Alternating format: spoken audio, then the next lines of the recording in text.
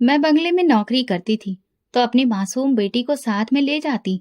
बंगले वालों को अच्छा खाना खाते देखकर मेरी बेटी भी जिद करने लगती, पर मालकिन हमें सिर्फ दाल और चटनी देती। जो पनीर या अच्छी सब्जी होती, उसे घर के कुत्तों को खिला देती।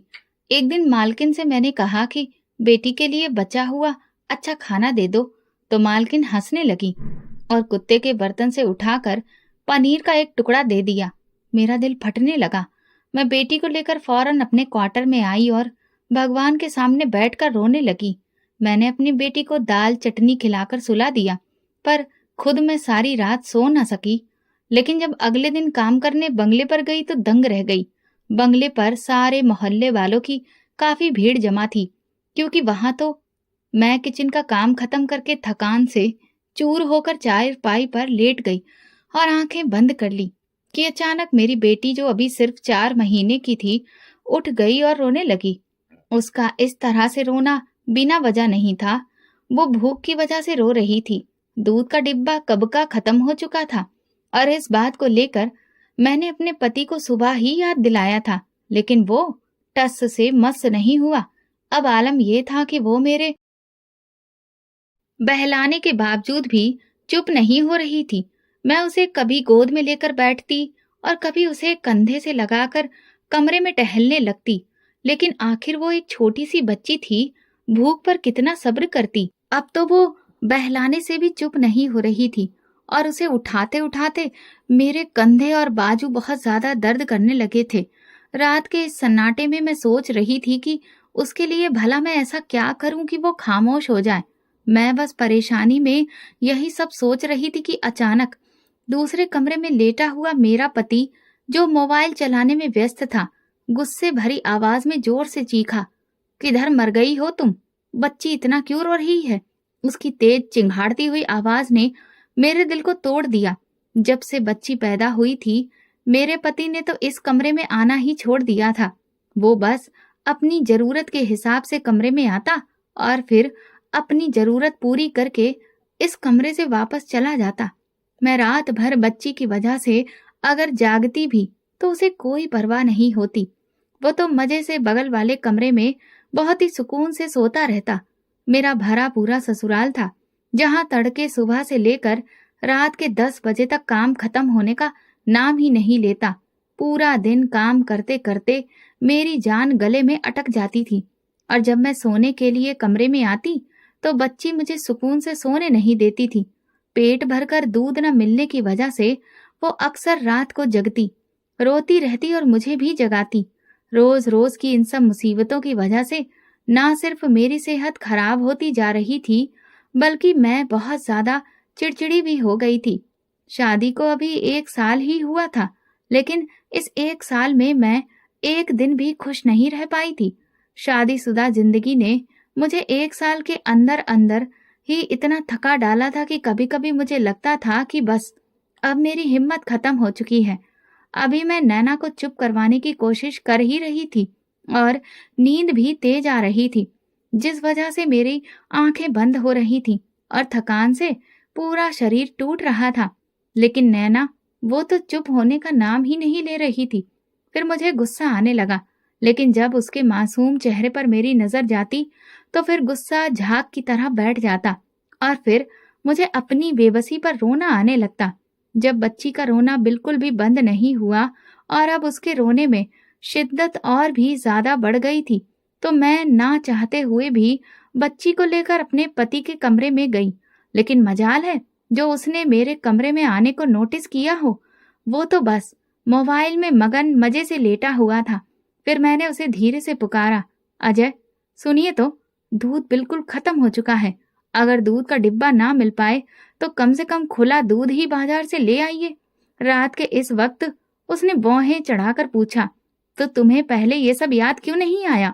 अब रात के इस वक्त मैं भला कहाँ से दूध लेकर आऊं? मैं तेजी से बोली, जाहिर सी बात है, बच्ची भूखी है।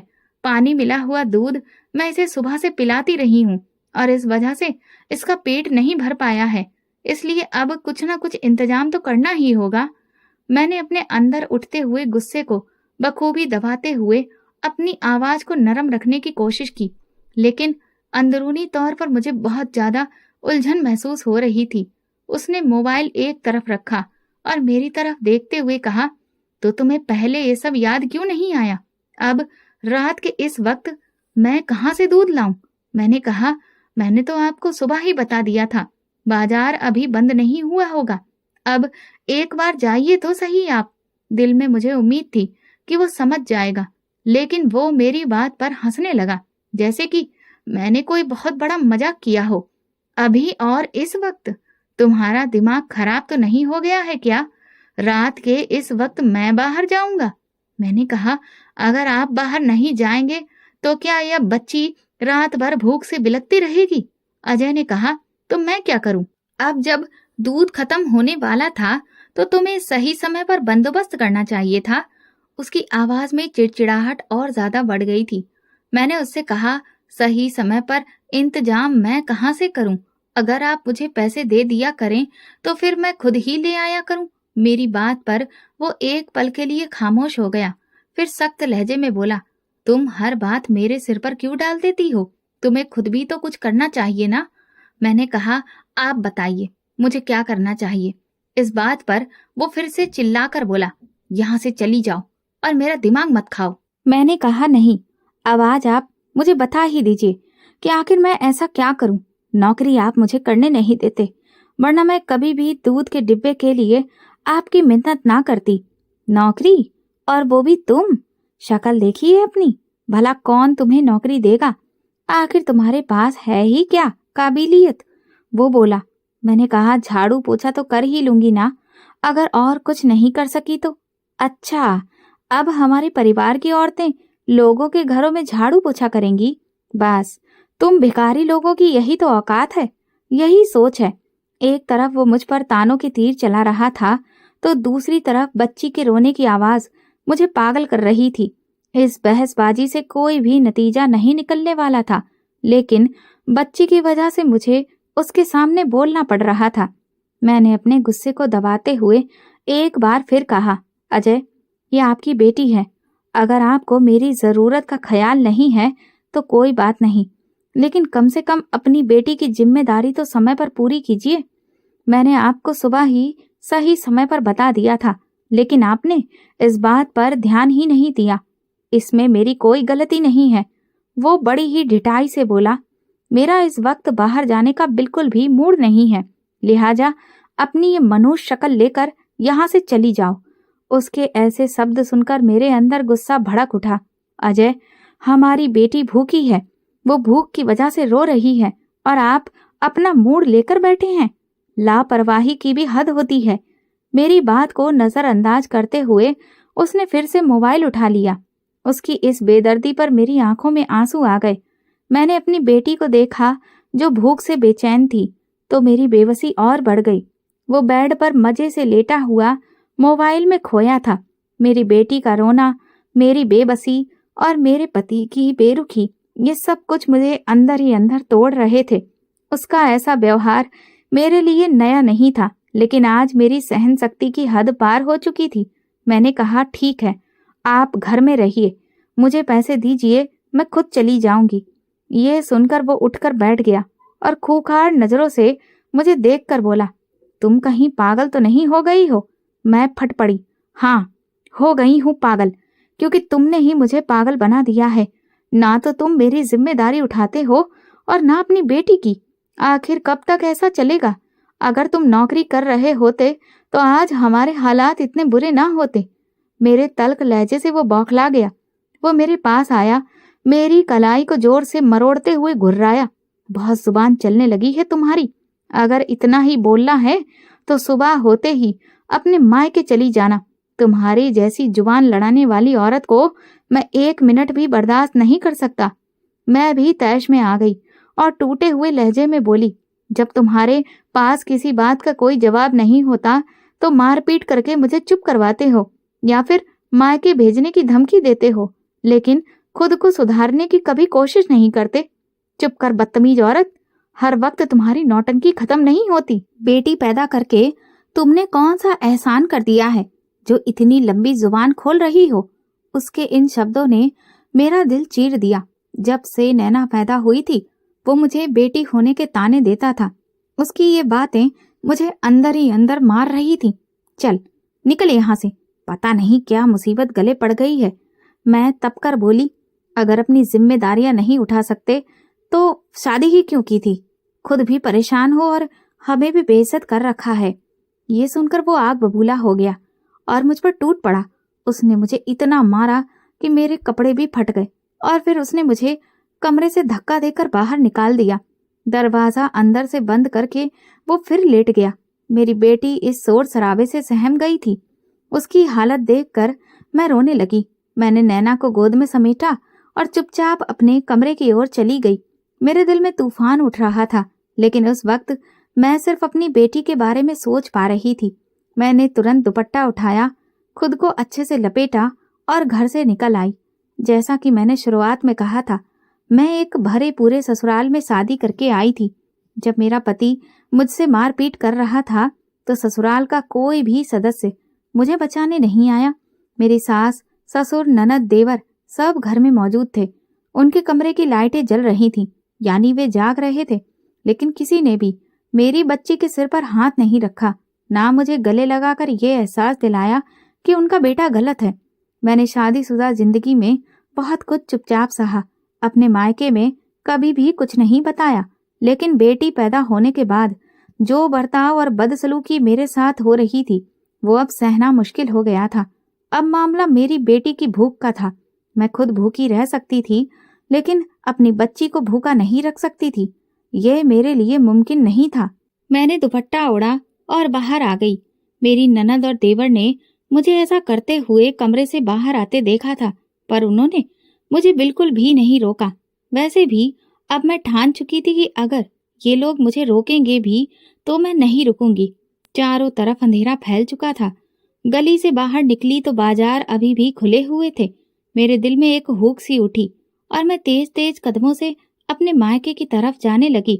ससुराल से मेरे मायके का घर सिर्फ 10 मिनट की दूरी पर था।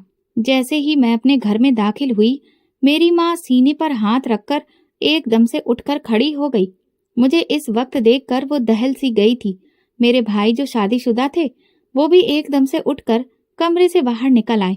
अपनों के बीच जब आप खुद को गिरा हुआ महसूस करते हैं तो कितना असुरक्षित और अकेला महसूस होता है, ये तो मेरा दिल ही उस वक्त जानता था। मैंने उन सबको अपने आसपास देखकर जज्बाती हो गई और रोने लगी। माँ ने मेरी आंखों में देखकर कहा, क्या बात है, तुम इस वक्त यहाँ? सब ठीक तो है ना? तुम क्यों रो रही हो? अजय ने कुछ कह दिया है क्या? एक ही सांस में माँ ने मुझसे ढेर सारे सवाल कर डाले। मेरा भाई भी मुझे टकटकी बांधे खामोशी से देख रहा था। उसके चेहरे पर गुस्सा बढ़ता जा रहा था। तभी मेरा दूसरा भाई पवन थोड़े गुस्से में आकर बोला, तुम हमें सारी बात बताती क्यों नहीं? क्या किया है अजय ने जो तुम रात के इस वक्त रोती धोती घर में आ गई हो? कुछ बताओगी तो पता चलेगा, या फिर हम खुद जाएं और वहां पर पता करें। वो एकदम से उठकर खड़ा हो गया। मैं रोती हुई आंखों से उसकी तरफ देखकर सिर हिलाने लगी। वहां जाने की अब कोई जरूरत नहीं है, कोई फायदा नहीं है। इस बात पर मेरे भाइयों के चेहरे चिंता से भर गए। मैंने धीमे स्वर में कहा, क्या थोड़ा दूध मिलेगा? मेरी बच्ची बहुत भूखी है। तो मेरी भाभी एकदम से उठी और कहने लगी, थोड़ा सा दूध क्यों? इसके लिए दूध की कोई कमी है क्या? मैं अभी गर्म करके लाती हूँ, तुम परेशान मत हो। भाभी की बात सुनकर मेरे आंसू बहने लगे। माँ ने नैना को गोद में ले लिया। मैं दुखते हुए शरीर के साथ जैसे ही दुपट्टा उतारने लगी तो मेरे भाई मेरे फटे हुए कपड़े देखकर सन्न रह गए और माँ ने दोनों हाथों से अपना सिर पकड़ लिया। मेरे फटे हुए कपड़ों में से जो शरीर दिखाई दे रहा था वो पूरा नीला पड़ा था। मेरे भाइयों ने आंखें बंद कर लीं। कमरे में मौजूद मेरी भाभी ने मुझे अपने कपड़े देते हुए कहा, तुम कपड़े बदल लो, मैं तुम्हारे लिए हल्दी वाला दूध लेकर आती हूँ। मैं चुपचाप कपड़े लेकर बाथरूम में चली गई। जब बाहर निकली तो भाई, भाभी और माँ चुपचाप मेरी तरफ देखने लगे। मैं भी बिना कुछ कहे उनके बीच बैठ गई। कुछ कहने की जरूरत ही नहीं थी। मेरी हालत ही मुझ पर बीते जुल्म की गवाही दे रही थी। माँ ने नैना को दूध पिला दिया था और अब वो आराम से सो रही थी, लेकिन नींद में भी उसे बार बार झटके लग रहे थे। कभी वो रोने वाला मुंह बना लेती तो कभी पूरी तरह चौंक जाती। इतनी छोटी बच्ची जो हमारे झगड़े और तनाव के असर से परेशान हो रही थी, उसे सुकून की नींद भी नसीब नहीं हो रही थी। माँ ने नैना को अपने बेड पर सुला लिया। भाभी ने जबरदस्ती मुझे हल्का गरम हल्दी वाला दूध पिलाया। फिर मेरे भाई मेरे सिर पर हाथ रखकर अपने कमरे में ये कहते हुए चले गए, तुम्हारे इन सारे मामलों का हल अब हम सुबह निकालेंगे, इसलिए तुम सुकून से सो जाओ। तुम्हारे भाई अभी जिंदा हैं, तुम्हें इतना परेशान होने की कोई जरूरत नहीं। तुम कोई लावारिस नहीं हो कि कोई तुम्हारे साथ इतना जुल्म करे और हम देखते रहें। हम उन लोगों से तुम पर किए गए एक एक जुल्म का हिसाब लेंगे। भाई अपने कमरे में जा चुके थे।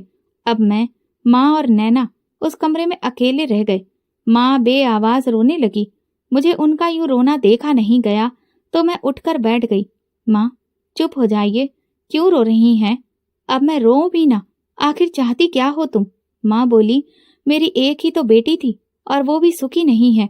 दूसरों की बेटियों को देखो, तुम्हारी भाभियां इस घर में आराम से हंसती खेलती हैं, आजादी से खाती पीती हैं और इस घर की मालकिन बनी हैं। लेकिन जो इस घर की अपनी बेटी है, वो रात के इस वक्त फटे कपड़ों और नीले शरीर के साथ घर में दाखिल होती है तो मेरा दिल न फटे तो क्या हो। कैसा नसीब है तुम्हारा। क्या पता था कि ये लोग इतने जालिम निकलेंगे। तुम्हारे सास ससुर कहाँ थे जब तुम घर से आ रही थी? किसी ने तुम्हें रोका भी नहीं। मैंने माँ से कहा, सब लोग मौजूद थे, मुझे बाहर आता हुआ भी उन्होंने देखा था, लेकिन किसी ने भी रोका ही नहीं। सोच रहे होंगे अच्छा है, सर से बला चली गई। माँ ने कहा, और वो तुम्हारा पति, उसे भी तुम पर हाथ उठाते हुए शर्म नहीं आई? आखिर तुम लोगों की लड़ाई किस बात पर हुई थी? तो मैं एकदम से नजरें चुराने लगी। मैं नहीं चाहती थी कि उनके सामने लड़ाई की असली वजह लेकर आऊं। मुझे चुप देखकर माँ उठकर बैठ गई और बोली, क्या बात है? मैंने कुछ पूछा है तुमसे? तो मैंने कहा, नहीं, बस कुछ नहीं, वही रोजाना की छोटी छोटी बातें। अगर छोटी छोटी बातें ही हैं तो बताओ मुझे, आखिर ऐसा क्या है? कुछ तो पता चले। कहीं ऐसा तो नहीं कि इस सब में तुम्हारी ही कोई गलती हो? याद रखो, अगर तुम्हारी ही गलती निकली तो फिर ये कोई अच्छी बात नहीं होगी। अपनी माँ के मुंह से ये सुनकर मैं उन्हें दुखी नजरों से देखने लगी। मेरी ये हमेशा से आदत रही थी कि अपने ससुराल की कोई भी बात मैं पूरी तरीके से माँ को नहीं बताती थी। और नैना की पैदाइश के बाद जब मेरी बर्दाश्त की हदें बिल्कुल खत्म हो गई थी, तब भी मैं काफी सारी बातें छुपा लिया करती थी, क्योंकि मैं जानती थी कि मेरे भाई बहुत जज्बाती हैं और माँ हार्ट पेशेंट है। इसलिए मैं खुद पर ही सब कुछ चुपचाप सहती रहती थी। माँ मुझे खोजती हुई नजरों से देखे जा रही थी, जबकि मैं तकिए पर सिर रखे अपने शरीर की दर्द की टीस से अपना ध्यान हटाने की बार बार कोशिश कर रही थी। माँ एकदम उठकर मेरे पास आ गई और मेरे सिर पर हाथ रखकर बोली, क्या सोच रही हो? तुम्हारे दिल में जो भी है वो तुम मुझे बता क्यों नहीं देती? माँ बेटी तो एक दूसरे की हमराज होती हैं, इसलिए बेहतर यही होगा कि तुम अपने दिल का बोझ मेरे सामने हल्का कर लो। उनकी ये बात सुनकर मेरी आंखों में नमी आ गई और मैं उठकर बैठ गई। माँ, आपको अजय का तो पता ही है, नौकरी तो वो कोई खास करता नहीं, बस 2-3 महीने ही नौकरी करता है और फिर तुरंत ही उसे छोड़कर बैठ जाता है। पहले हम लोग जॉइंट फैमिली में रहते थे तो वो नौकरी छोड़कर बैठ भी जाता था, तब भी पेट की आग बुझाने के लिए कम से कम 2 वक्त की रोटी तो मिल जाती थी। लेकिन जब हर दूसरे तीसरे महीने ऐसा ही होने लगा तो मेरी देवरानी लड़ने लगी कि पूरा घर मेरे ही पति की कमाई से चल रहा है। बिजली का बिल, गैस का बिल, घर के खर्चे सब उसी की जेब से जाता है, जबकि बड़ा भाई कुछ भी नहीं करता। हमारे भी बच्चे हैं, हमने किसी के घर का ठेका तो नहीं उठा रखा है। इस बात पर सास ससुर ने खामोशी ओढ़ ली थी। भला बोलते भी क्या, क्योंकि वो अपनी जगह बिल्कुल सही बात कर रही थी। महंगाई भी तो देखिए, आजकल के दौर में भला कौन किसका बोझ उठाएगा? और फिर अजय कोई लाचार तो नहीं है, वो हट्टा कट्टा है, लेकिन हाथ पैर हिलाए बिना सारा दिन चारपाई तोड़ता रहता है। तो भला ऐसे में कौन उसे चाहेगा? उसके तो अपने माँ बाप भी उससे परेशान हैं। कई बार मेरी सास मुझसे उलझ चुकी है कि जब से तुम शादी करके आई हो तब से अजय का काम धंधे में दिल ही नहीं लगता। तुम इसे समझाती क्यों नहीं? जबकि मैं उसे कह कह कर थक चुकी थी। अब तो हालात ये हैं कि मैं अगर जरा सा भी बोलती हूँ तो वो एकदम से मुझ पर हाथ उठा देता है और अपना सारा गुस्सा मुझ पर ही उतारता है।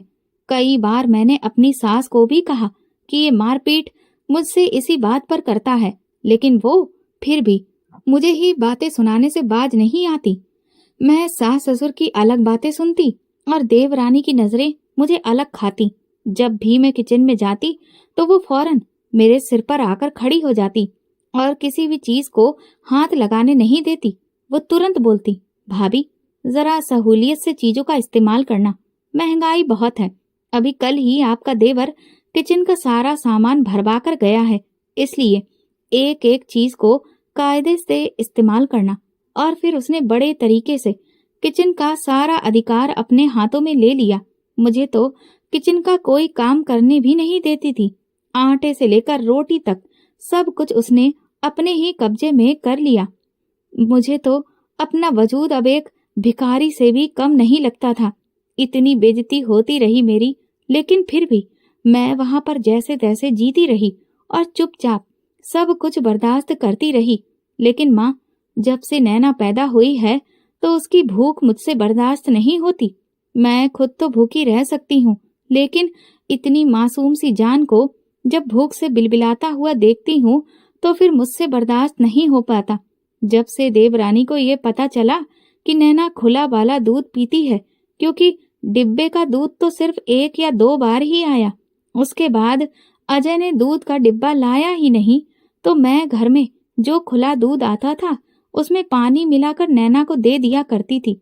लेकिन जब से देवरानी को ये पता चला कि मैं उसमें से दूध निकालती हूँ, तो उसने दूध फ्रिज में रखकर ताला लगा दिया और मेरे मांगने पर भी वो मुझे दूध नहीं देती थी। आप सोचिए कि एक माँ अपने पति के होते हुए अपनी बेटी का खाना अपनी देवरानी से मांगती हुई कैसा महसूस करती होगी। मेरी बात सुनकर माँ के आंसू बहने लगे, जबकि मेरा अपना दिल भी ये सब बातें दोहराकर फटा जा रहा था। मैं सास से शिकायत करती तो वो उल्टा मुझसे ही लड़ने लग जाती।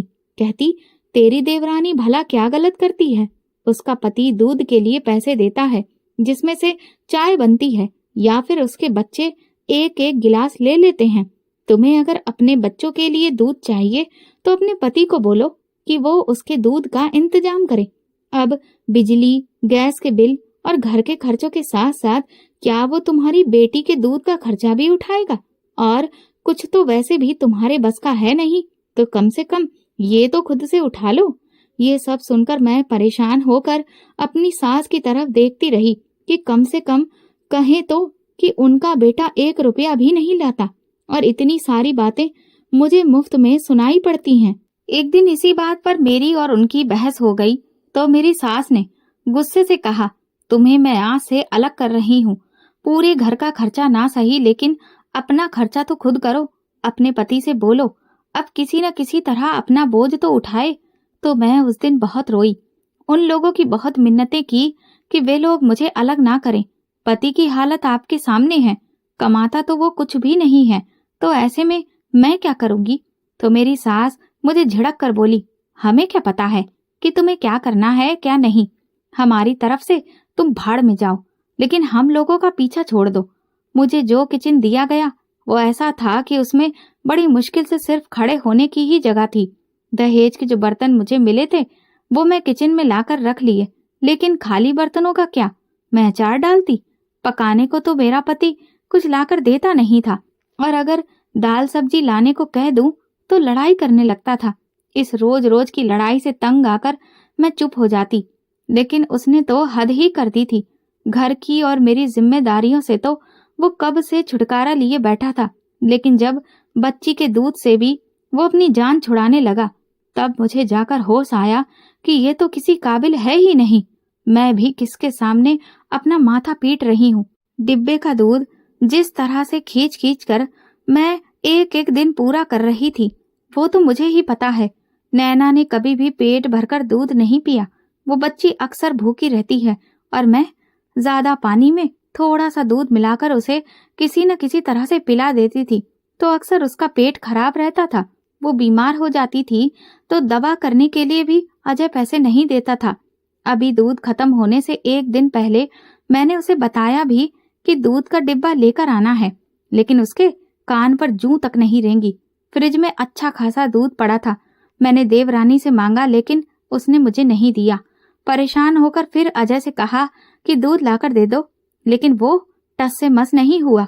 इससे बात बढ़ी और नौबत फिर मारपीट तक आ गई। माँ, ऐसे कैसे चल सकता है? ये कोई एक दिन की बात तो है नहीं, पूरी जिंदगी है मेरे सामने। क्या मैं ऐसे ही कभी अपने लिए और कभी अपनी बेटी के लिए सबके सामने भीख मांगती रहूंगी? अब और नहीं होता मुझसे। इस बात पर माँ गहरी सांस लेकर खामोशी से उठी और अपने बेड पर जाकर बैठ गई।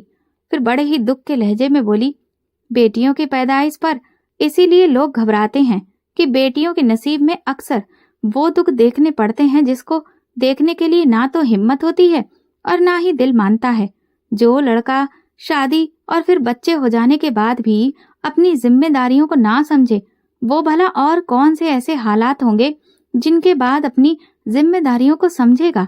ऐसे गैर जिम्मेदार आदमी के बच्चे तो पैदा भी नहीं होने चाहिए। इस रोज रोज के रोने से तो बेहतर है कि तुम तलाक ले लो। मैं माँ की ये बात सुनकर सदमे में आ गई। ये ख्याल मुझे भी इस 1 साल की शादी में कई बार आया था, लेकिन फिर मैं डर जाती थी। लेकिन अब मुझे ये शब्द इतना डराता नहीं था, बल्कि उसके साथ रहने का डर ज्यादा तकलीफ देता था। माँ ने मेरी तरफ देखा और फिर मुझसे पूछा, तुम क्या चाहती हो? तो उनकी बात सुनकर मैंने अपनी आंखें बंद कर ली और कहा, माँ, मुझे कुछ भी नहीं पता कि मैं क्या चाहती हूँ, लेकिन मुझे ये पता है कि वो कभी नहीं बदलेगा। हमारे बीच लड़ाई ही इस बात पर शुरू होती है जब मैं उसे जिम्मेदारियों का एहसास दिलाने लगती हूँ। मुझे भी आखिरी हल अब यही दिखाई दे रहा है। अब मैं वहां नहीं जाऊंगी। ये मेरा आखिरी फैसला है। कान खोलकर सुन लो। आज उसने तुम्हें इतनी बेदर्दी से मारा है, कल को भगवान न करे कि तुम्हें कोई ऐसा नुकसान पहुंचा दे जिससे तुम्हारी जान को हानि हो, फिर हम क्या करेंगे? माँ ने मुझे सोचने के लिए कहा और फिर खुद भी लेट गई। सुबह हुई तो मेरे भाइयों ने मुझसे फिर से रात को हुए हादसे के बारे में पूछा, तो मेरी जगह माँ ने उन्हें फिर सारी बात बताई। तो मेरे चारों भाई उठकर कमरे से बाहर चले गए और उन्होंने मेरे पति को कॉल की और कहा कि फौरन घर पहुंचो। तो मैंने मन ही मन कहा, भाई बेकार में ही उसे फोन कर रहे हैं, मैं जानती हूँ कि वो नहीं आएगा। माँ बोली, अगर वो नहीं आएगा तो हम लोग फिर उसके घर पर ही चले जाएंगे। आखिर इस बारे में बात तो करनी ही है ना। इस मामले को ऐसे तो नहीं छोड़ा जा सकता। चलो, अगर कोई बात होती है कि आदमी अपनी पत्नी पर हाथ उठाए और पत्नी की गलती हो तो समझ आता है। भला ये भी कोई बात थी कि उसने तुम्हें इस बात पर मारा? ये सुनकर मैं चुप हो गई, लेकिन मुझे बड़ी हैरत हुई जब कुछ देर के बाद मेरा पति हमारे घर आ गया।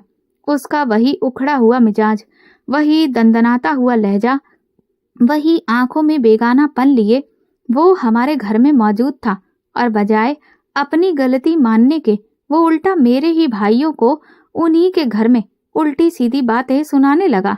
तो मेरे भाइयों को भी गुस्सा आ गया। उन्होंने उससे कहा, तुम जैसे गैर जिम्मेदार आदमी हमने अपनी पूरी जिंदगी में नहीं देखा है। हम तुम्हारे मामले में इसलिए नहीं बोलते थे कि चलो एक दिन तुम कभी तो सुधर ही जाओगे, लेकिन अब मामला हमारी बहन का नहीं बल्कि भांजी का भी है। तुम कम से कम उसके खातिर ही कोई रोजगार ढूंढो। आखिर ऐसे कब तक चलेगा? इस बात पर वो उल्टा मेरे भाइयों को ही धमकी देने लगा और ताना देते हुए बोला, अगर तुम लोगों को अपनी बहन इतनी ही प्यारी है तो फिर इसे अपने पास क्यों नहीं रख लेते? मेरे माथे पर इसे क्यों मढ़ रहे हो? उसकी बात सुनकर मेरे भाइयों को बहुत तेज गुस्सा आ गया। तो वे भी गुस्से में आकर बोले, अगर तुम्हारे अंदर इतनी काबिलियत ही नहीं थी तो फिर तुमने शादी ही क्यों की थी? हमें क्या पता था कि तुम एक नंबर के निकम्मे इंसान निकलोगे। इस बात पर मेरे पति को और गुस्सा आ गया और उसने मेरे भाई का गिरेबान पकड़ लिया। तो मेरे बाकी के भाइयों ने मिलकर उसको खूब मारा। ये पहली बार था कि मुझे उस पर बिल्कुल भी रहम नहीं आया और ना ही मेरे दिल में पत्नी वाली कोई हमदर्दी जागी। उसके कपड़े भी बिल्कुल उसी तरह फट गए थे जैसे उसने कल रात मेरे कपड़े मार पीट करके तार तार कर दिए थे। फिर उसी हालत में मेरे भाइयों ने उसे धक्के देकर घर से निकाल दिया। अब बात हद से ज्यादा बढ़ चुकी थी और मैं जानती थी कि ये मामला किसी भी तरह से नहीं सुधरने वाला, क्योंकि 1 साल में मैं अजय को अच्छी तरह समझ चुकी थी। वो हद से ज्यादा बेपरवाह इंसान था। एक बार जो बात वो अपने दिल में रख लेता वो बर्फ की तरह उसके दिल में जम जाती थी और फिर वो जल्दी कुछ भूलता नहीं बल्कि बदला जरूर लेता। पहले शायद तलाक नहीं होता, लेकिन इस हादसे के बाद मुझे पक्का यकीन था कि वो आज या कल में मुझे तलाक के कागज भिजवा देगा, लेकिन उसकी नौबत ही नहीं आई। पूरे 3 दिन के बाद मुझे पता चला कि अजय की एक रोड एक्सीडेंट में मौत हो गई है। ये खबर सुनकर मेरा दिल बिल्कुल सुन्न पड़ गया था। ना तो मुझे इस खबर पर कोई खुशी महसूस हो रही थी और ना ही दुख। पति के एक्सीडेंट की खबर पर मेरी हालत अजीब थी।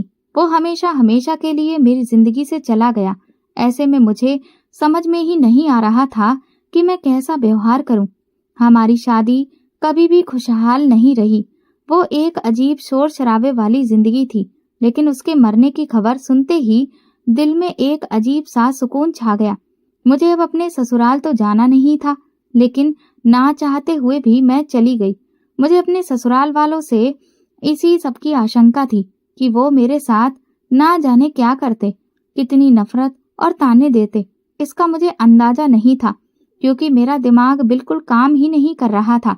मैं माँ के साथ जैसे ही अंदर दाखिल हुई, मेरी सास की ठंडी और इल्जाम से भरी नजरें मेरे दिल में तीर की तरह चुभने लगीं। वो एक लम्हा भी बिना गवाए तुरंत फट से बोल पड़ी, तुम्हारी वजह से मेरा बेटा मर गया। तुम्हारे भाइयों ने उसे घर बुलवाकर इतना बेइज्जत किया कि उसने अपनी जान ही ले ली। उनके शब्द मेरे दिल को चीरने लगे। वो मेरे पति की मौत का इल्जाम मुझ पर ही डाल रही थी। मेरे भाइयों की बदसलूकी का सरेआम जिक्र कर रही थी, जिस वजह से परिवार के लोग भी अपने कानों को हाथ लगा रहे थे और मुझे सख्त नजरों से घूर रहे थे। लेकिन मेरी सास ये नहीं बता रही थी कि उनके बेटे ने मुझसे किस तरह मारपीट की थी और कैसे मुझे घर से निकाला था, जिसके नतीजे में मेरे भाइयों ने उससे इस तरह का व्यवहार किया। वो तो इस हादसे को जानबूझकर खुद को खत्म करने का रंग दे रही थी, जबकि ऐसा कुछ भी नहीं था। वो बार बार अपने बेटे की समझदारी का जिक्र ऐसे करती जैसे वो इतना भी बेवकूफ नहीं था कि सामने से आती गाड़ी को देखकर भी सड़क पार करता। उनका लहजा जहर से भरा हुआ था, इतना ज्यादा कि वहां पर बैठना ही मुश्किल हो गया था।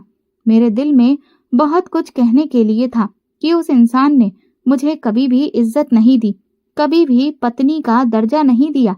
अपनी बेटी की पैदाइश पर भी उसे कोई खास खुशी नहीं हुई थी, लेकिन मैं चुपचाप उसकी अर्थी को देखती रही। मेरी आंखों में न आंसू थे, न विधवा हो जाने का कोई दुख। ऐसा लगता था जैसे मेरे जज्बात बहुत पहले ही मर चुके हों। इस बेदर्द शादी में 1 साल कैसे गुजरा ये तो मेरा ही दिल जानता है। जब नैना पैदा हुई, मैंने उम्मीद की थी कि शायद उस नन्ही सी जान को देखकर उसका दिल नरम पड़ जाएगा, लेकिन उसने तो जैसे कोई परवाह ही नहीं की। बच्ची की पैदाइश की खबर सुनकर वो मुझे अस्पताल में अकेला छोड़कर चला गया था और ये दुख भूलने जैसा नहीं था। लेकिन खैर, वो सारी बुरी यादें अब उसके साथ ही खत्म हो गईं। उसकी अर्थी के घर से निकलते ही मेरी माँ मुझे वहां से लेकर अपने घर चली आई।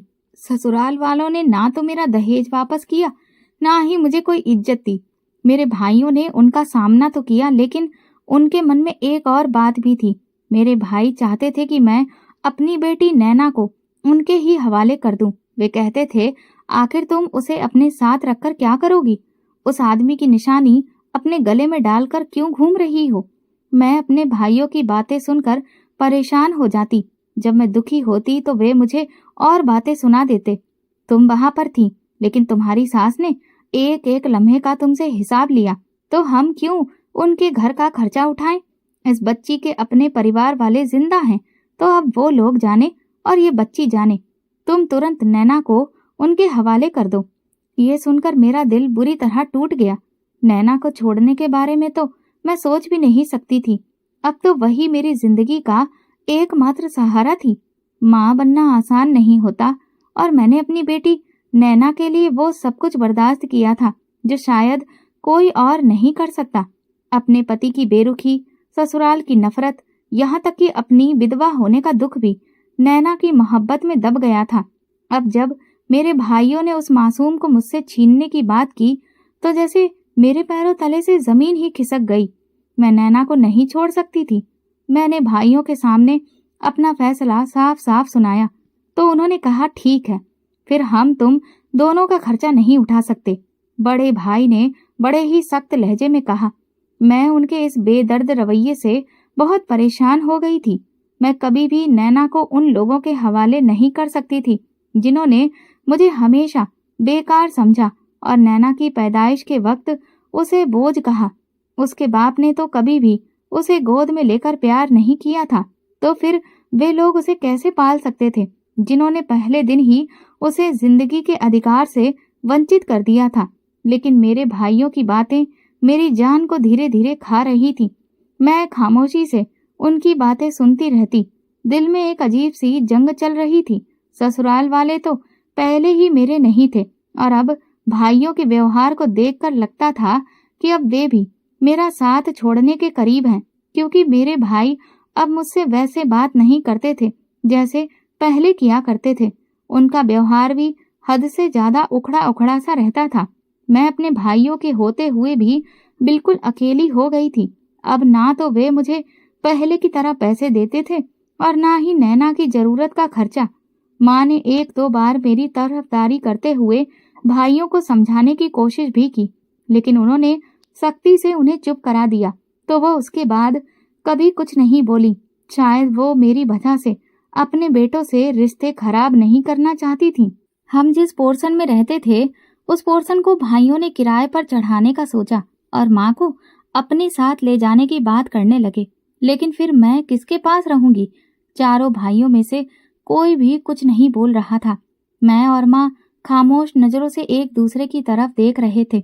मैं ये बात बहुत अच्छे से जानती थी कि अब मेरे और माँ के बीच दूरियां आने वाली हैं, क्योंकि शायद माँ मुझे अपने साथ नहीं रख पाएंगी और मेरे खर्चे जल्दी ही मेरे सामने आकर खड़े हो जाएंगे।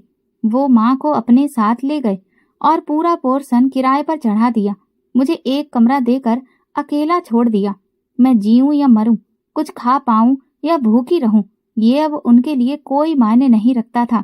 मैं हैरान थी कि ये कैसे भाई हैं। वे अच्छे से जानते थे कि अब मेरे पास एक फूटी कौड़ी भी नहीं है, फिर भी वे मेरी कोई माली मदद करने को तैयार नहीं थे।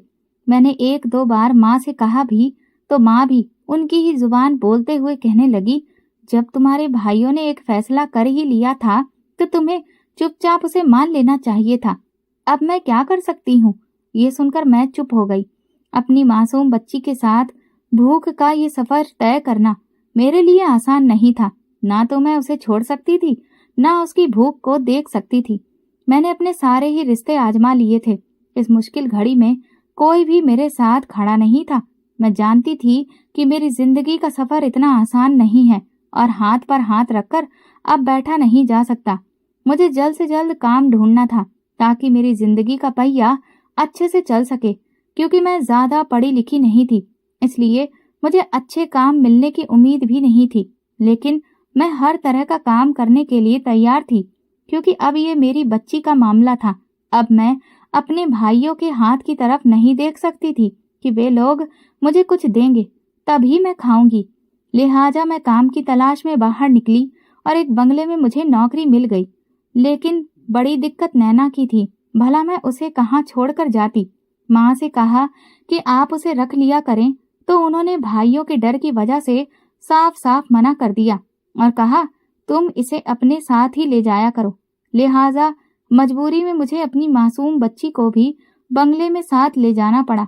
रोज आना जाना मेरे लिए आसान नहीं था, तो मालकिन ने मुझे बंगले के अंदर ही एक सर्वेंट क्वार्टर दे दिया। धीरे धीरे वक्त गुजरता रहा और मेरी नैना अच्छी और समझदार बच्ची हो गई। मैंने उसे स्कूल में भी एडमिशन दिलवा दिया था ताकि वो मेरी तरह अनपढ़ ना रहे। मुझे जो सैलरी मिलती थी वो सारी की सारी नैना की फीस और गाड़ी के किराए में खर्च हो जाती थी, लेकिन मेरा हाथ वैसे का वैसा ही तंग रहता। नैना जब बंगले वालों के बच्चों को देखती तो उसके दिल में सवाल उठते। वो मासूम थी, लेकिन उसकी आंखों में मैंने कई बार उन लोगों से खुद को कमतर महसूस करने का एहसास देखा था। बंगले के बच्चे हर वक्त एक से एक शानदार खाना खाते, महंगे कपड़े पहनते और कभी कभार घूमने के लिए भी दूर दराज की जगहों पर जाते। वहां की बातें सुनकर नैना को भी इच्छा होती थी। मैं उसे हमेशा तसल्ली देती कि हम भी एक दिन बेहतरीन जिंदगी गुजारेंगे, लेकिन मेरी बातें शायद नैना को मैं समझा ही नहीं पा रही थी।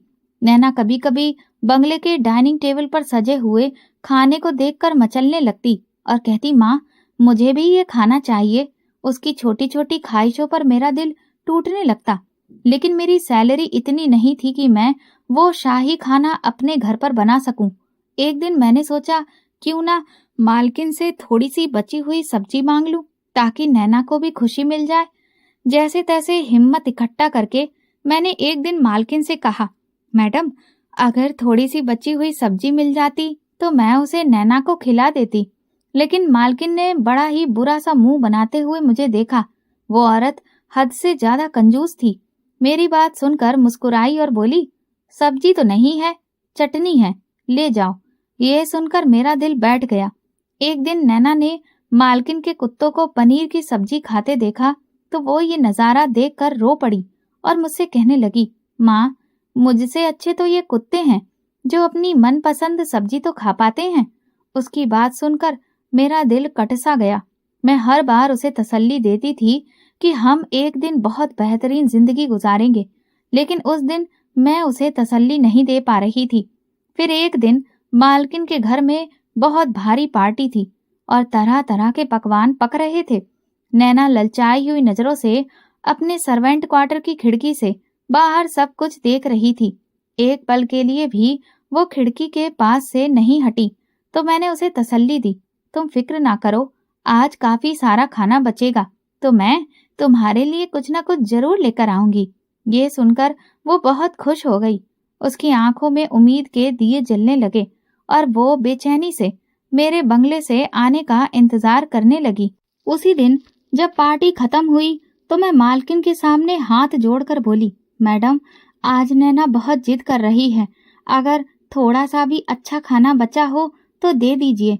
वो औरत मेरी बेबसी पर हंस पड़ी और कुत्ते के बर्तन में रखी हुई मिठाई का एक टुकड़ा निकालकर मेरी ओर बढ़ाया। मेरा पूरा शरीर हिल गया, मेरे हाथ कांपने लगे। मैंने तुरंत ही वो मिठाई का टुकड़ा दोबारा कुत्ते के बर्तन में रख दिया और वहां से चल दी। मेरे पांव बहुत भारी हो रहे थे। सर्वेंट क्वार्टर में दो आंखें इस उम्मीद से जाग रही थी कि माँ आज उसके लिए कुछ अच्छा खाना लेकर आएगी, लेकिन अपने खाली हाथों को देखकर मैं बस रोती जा रही थी। सबसे बड़ी मुश्किल तो ये थी कि मैं नैना को क्या जवाब दूंगी। मेरा दिल दर्द से फटा जा रहा था। अचानक नैना ने दूर से ही मेरे खाली हाथों को देख लिया था। जब मैं क्वार्टर के अंदर कदम रखने लगी तो उसने मुझसे कोई सवाल नहीं किया। मैंने उसे दाल चटनी खिलाई और सुला दिया और खुद भगवान के आगे बैठकर देर तक रोती रही। मेरी आंखों से आंसू बहते रहे और मैंने दिल की गहराइयों से प्रार्थना की, हे भगवान तुम मुझे इस काबिल बना दो कि मैं अपनी बेटी की सारी ख्वाहिशें पूरी कर सकूं। मेरे हालात इतने तो बदल दो कि मैं उसे उसका मनपसंद खाना दिला सकूं। ये प्रार्थना करते करते मेरी हिचकियां बंध गईं। उस रात मैं एक पल भी नहीं सो सकी। मेरा दिल गम और गुस्से से भरा हुआ था, लेकिन बेबसी में ही जब अगले दिन काम करने के लिए मैं बंगले पर गई तो मुझ पर जैसे बिजली गिर गई। बंगले के अंदर मोहल्ले वालों की भारी भीड़ जमा थी और मुझे समझ में ही नहीं आ रहा था कि ऐसा क्या हो गया है जो इतने सारे लोग जमा हैं और सब लोग अपने कानों को हाथ लगा रहे हैं। मैं परेशानी से भीड़ में से रास्ता बनाते हुए आगे बढ़ी तो यह देखकर मेरे पैरों तले से जमीन खिसक गई। मालकिन के दोनों बच्चे कुत्तों जैसी आवाजें निकालते हुए बुरी तरह से चीख रहे थे। उन्हें जंजीरों से बांधा गया था ताकि वे घर से बाहर ना भाग जाएं। मालकिन उनके पास ही बैठकर दोनों हाथ सिर पर रखकर बुरी तरह से रो रही थी। ये सब देखकर मेरा दिल डर से कांप उठा। मैंने पास खड़ी एक औरत से पूछा, ये सब कैसे हुआ? तो उसने कहा, जिन कुत्तों को वो खाना खिलाती थी उन्हीं कुत्तों ने उसके बच्चों को काट लिया। उन कुत्तों के काटने से बच्चों के शरीर में कोई वायरस फैल गया है जिससे वे बिल्कुल कुत्तों के जैसी हरकत कर रहे हैं। मैंने हैरानी से पूछा, लेकिन वे कुत्ते तो ठीक थे, पागल तो नहीं थे? तो वो औरत बोली, वे कुत्ते पागल ही थे। अभी डॉक्टर उनका चेकअप करके गए हैं और उन्होंने ही बताया है कि कुत्तों में रेबीज के कीटाणु थे जो अपने आखिरी स्टेज में थे। जब कुत्तों को दौरा पड़ा तब बच्चे वहीं खेल रहे थे और उन कुत्तों ने बच्चों को काट लिया। इस वजह से बच्चों की ये हालत हो गई है। मैं बच्चों की हालत देखकर दुख से भर गई। इतने में ही मालकिन की नजर मुझ पर पड़ी। वो उठकर एकदम से मेरे पास आई और मेरे कदमों में गिर गई। हाथ जोड़कर मुझसे माफी मांगते हुए बोली, ये भगवान का न्याय है। मैंने उसके बनाए हुए एक इंसान को बहुत सताया है। इसी वजह से आज मैं इस हाल में पहुंची हूँ। मुझे माफ कर दो। शायद मेरे बच्चों की कुछ तकलीफ कम हो जाए। अपनी बद्दुआ को वापस ले लो। मैंने उनके जुड़े हुए हाथों को अपने हाथों में लिया, उन्हें चूमा और कहा, मैंने आपको कोई बद्दुआ नहीं दी मैडम। लेकिन वो देर तक मुझे गले लगाकर रोती रही। कुछ दिनों बाद उनके दोनों बच्चों का देहांत हो गया। उस हादसे के बाद मालकिन बिल्कुल बदल गई। मैं उनका बंगला छोड़कर कहीं और काम करना चाहती थी, लेकिन उन्होंने मुझे जाने नहीं दिया। उन्होंने नैना को अपनी बेटी बना लिया और उसकी परवरिश बिल्कुल अपनी औलाद की तरह करने लगी। आज इस हादसे को कई साल बीत चुके हैं। मालकिन की मदद से अब नैना मेडिकल की पढ़ाई पूरी करके डॉक्टर बनने वाली है। मेरी बेटी का भविष्य अब इतना उज्जवल हो गया है जिसकी मैंने कभी सपने में भी कल्पना भी नहीं की थी, और इसका पूरा श्रेय मालकिन को जाता है। लेकिन मुझे आज भी इस बात का अफसोस होता है कि भगवान ने मालकिन से उनके दोनों बच्चे छीन लिए। तो दोस्तों, अगर आपको हमारी ये कहानी पसंद आई हो तो कमेंट करके जरूर बताइएगा। इस वीडियो को लाइक करिए और ज्यादा से ज्यादा शेयर करिए। अगर आप मेरे चैनल पर नए हैं तो सब्सक्राइब जरूर करिए और नोटिफिकेशन बेल दबाइए ताकि अगली अपडेट सबसे पहले आपको ही मिले। धन्यवाद।